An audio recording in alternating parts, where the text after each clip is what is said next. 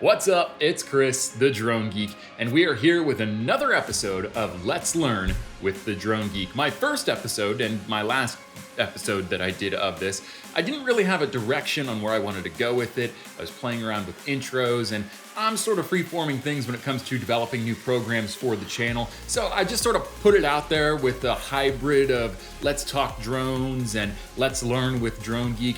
But now we've got official branding, we've got an official intro, and we've got an official way that we're going to refer to this type of content. It is Let's Learn with the Drone Geek. So without further ado, let's learn how to use the adjustment brush in Adobe Lightroom Classic. Okay, so I'm gonna spare you a few steps that I covered in my last video of Let's Learn with the Drone Geek, which coincidentally was also the first episode. We're not gonna start at the desktop and open up Adobe Lightroom Classic. We're also not going to go through the process of importing a photo into the program. If you wanna see how to do that, you're having trouble with those steps, or you need more information, just go ahead and click the link that's gonna pop up right here in the upper right-hand corner of this video and go back to my last video. They're the first two steps we take in the tutorial. Also, I want to remind you, this is a tutorial for Adobe Lightroom Classic, not Adobe Lightroom. So while the processes and how you access the adjustment brush may be similar and may vary in some ways, overall this tutorial is going to pertain to Adobe Lightroom Classic. I will do another tutorial for Adobe Lightroom in the future. And the one last thing that I'm going to spare you from in this video is going through all of the overarching edits that I'm going to do to the entirety of this photo. Again, in our first episode of Let's Learn with the Drone Geek, we cover how to edit landscape photography, especially that is captured by a drone. You can go ahead and click on the link in the upper right-hand corner that popped up just a few seconds ago to learn more about how to do more general edits to landscape photography. So I'm gonna skip ahead and do all of my overarching adjustments now, and then we'll get to how we use the adjustment brush to do some finer adjustments in certain areas of the photo. Okay, so as you'll see, I made some adjustments to the photo as it pertains to how they come out of the Mavic 2 Pro. Typically, Mavic 2 Pros take photos that are a little bit on the warm side, so I cooled that down just a little bit over here. And I also made some of the colors a little bit more saturated and pop off the frame. Also made a little bit of contrast between the clouds and the blue in the sky. So we have a pretty good looking photo overall, especially from what we started from, which you can see here.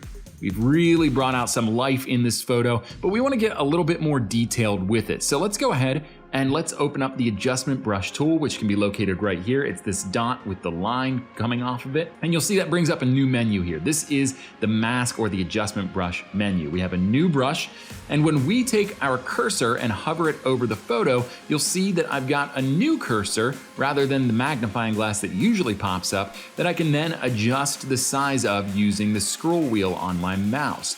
This brush is going to allow us to select individual areas of the photo and edit them in all of these different categories separate from everything else. This is super useful when you're trying to really highlight an area in the photo and you're trying to bring that out over top of everything else, as well as just giving your photo a little bit more balance that you can't achieve when you're doing the more overarching edits. So our goals for today are to bring just a little bit more vibrance out of the sky while maintaining that contrast between the clouds in the sky and the blue of the sky, as well as highlight the Blackbeard Creek located in Georgia. We took this photo on our way home from Florida in October of 2020. I also want to bring out some of the lighter greens and some highlights in these green areas in the foreground especially, and I just want to bring a more high-level balance to this photo overall. So we'll go ahead and we'll start with the sky. I think this is probably the easiest place to start.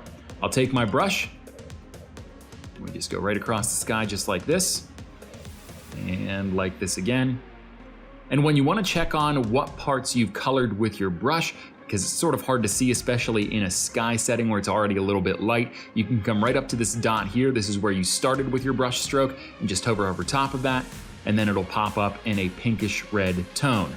Now, before we move any further, you're gonna notice a couple of things. First off, my brush has two rings. The inner ring is the concentrated spray of the brush. The outer ring is the feathering of the brush, so you don't have just such a hard stop on the brush. It gives it a little bit more of a gradual gradient when you're making the adjustments to certain areas of the photo. When you scroll down here on the right-hand side, you can see there are three categories that affect your brush. There's size, which you can just manipulate by scrolling the mouse wheel on your mouse or by taking control of this slider right here. There's feather. You can adjust the size of the feather as well. And then there's flow. You can adjust just how strong the flow of the brush comes out. So if you want it to be a very minor adjustment or not as noticeable, you bring the flow down and less of the brush sprays out. You'll see here when I highlight, this area down here was a much lighter pink. In fact, you almost can't even see it than it was up in the sky. So I like to keep my flow up at 100 because I like to be very intentional with how my brush strokes go. So we'll go ahead and we'll bring our brush size down and we'll look again at what we painted in the sky.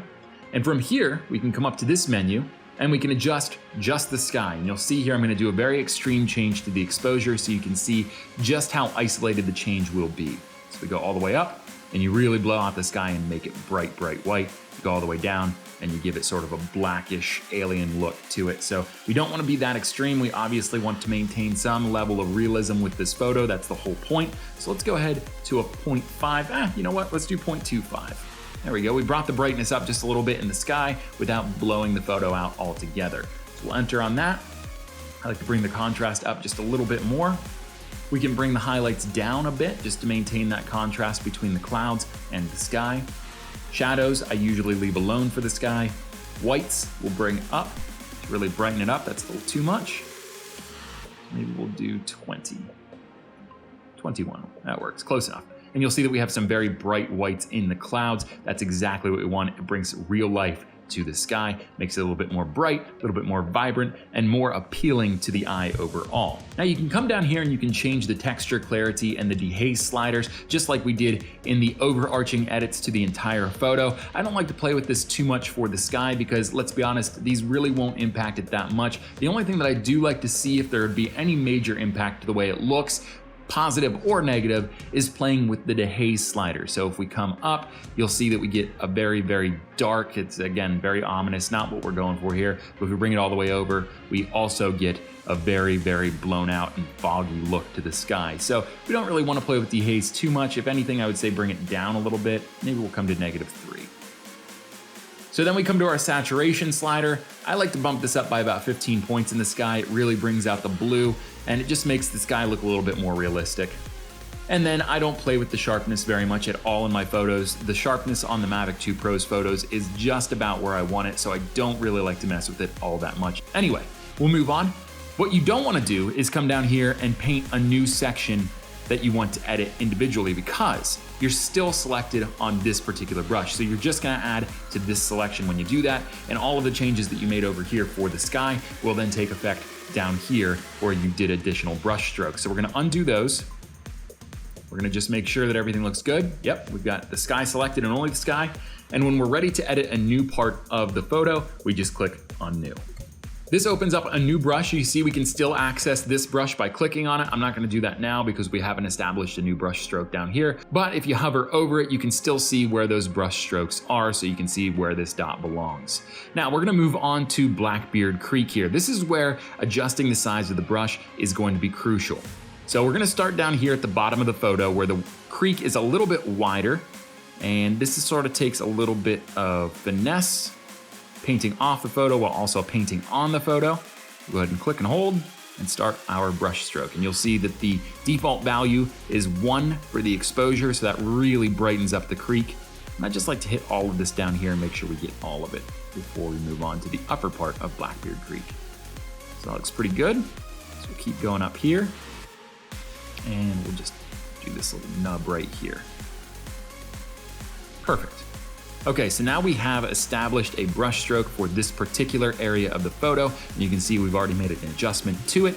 So we'll go ahead and we'll continue on up the creek. I'll speed this part up just for the sake of expediency.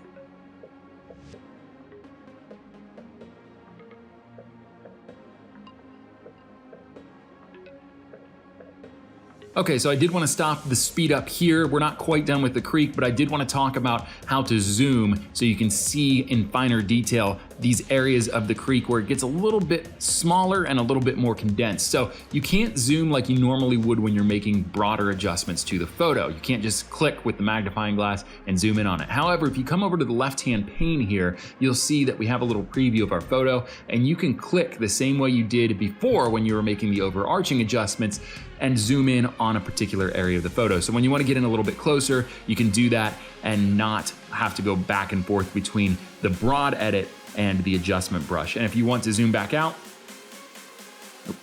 you just double click again. So we're gonna go ahead and zoom in. I'm gonna speed this up one more time for you.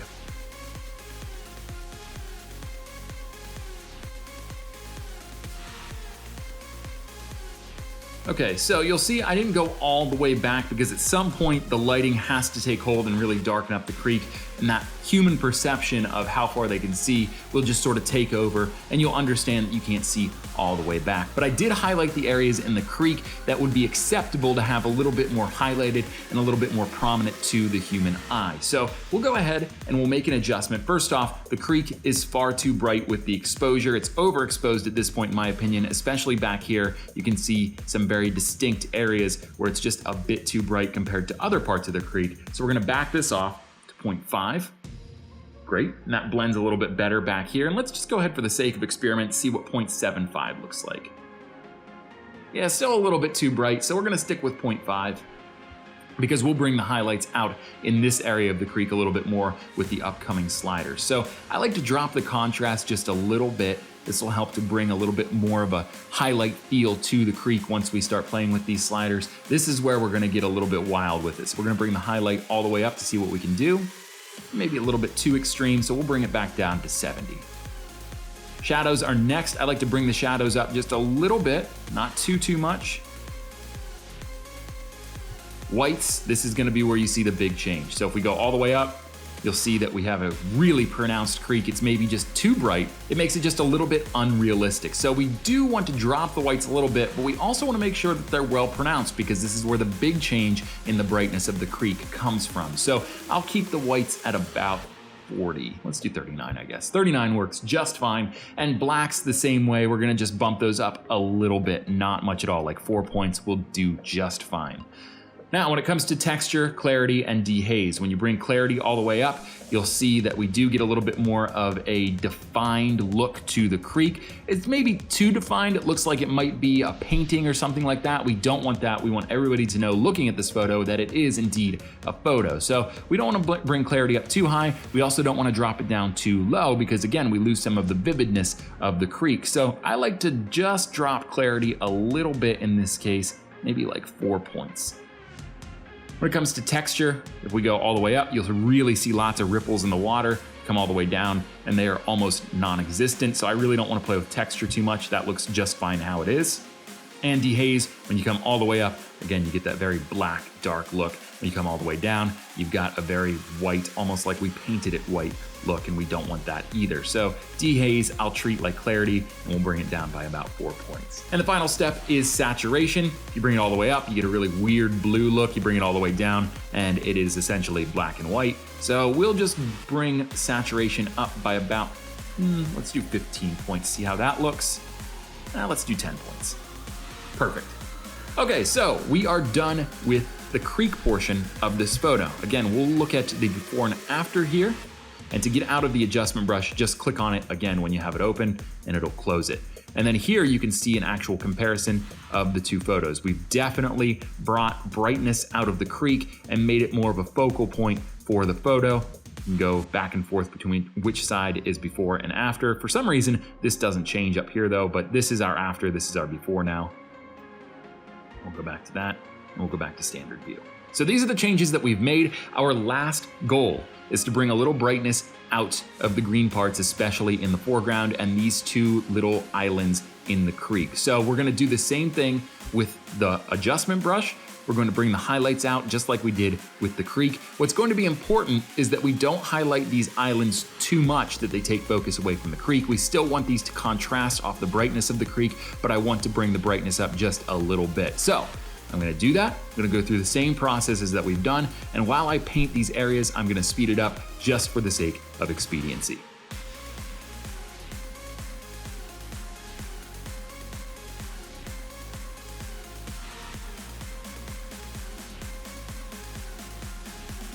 Okay, so you'll see now that we have all of our main areas that we wanted to target highlighted. So from here, we're gonna go down through this panel one more time and really make the adjustments that we need. So we'll go ahead and do the exposure at a 0.25.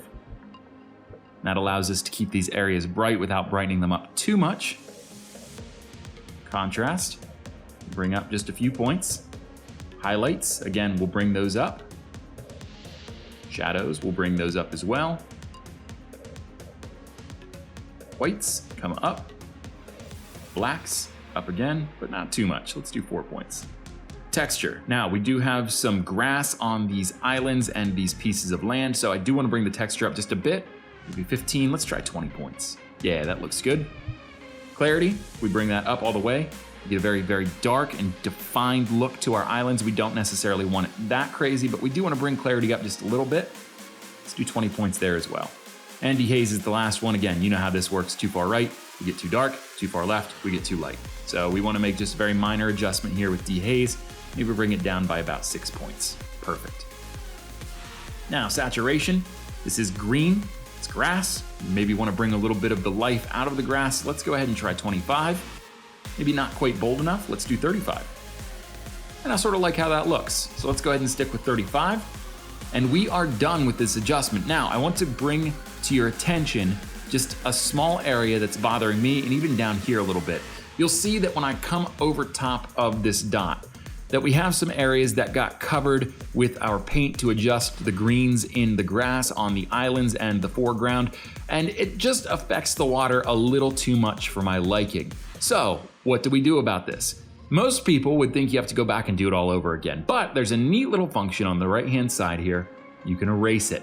This takes a little bit of practice because it won't just show up for you. You have to highlight, again, the areas that you painted and then know where you're going. So the main culprit is that little patch right here where the creek is between the two islands. So we're gonna go through and we're gonna hit that with our eraser.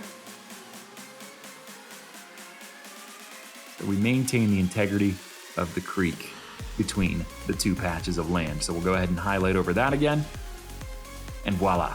It is totally independent of those sections of land, and it allows for us to keep the identity of the creek in this photo without sacrificing the adjustments that we made to these pieces of ground. Now, before we wrap it up, let's look at our before and our after.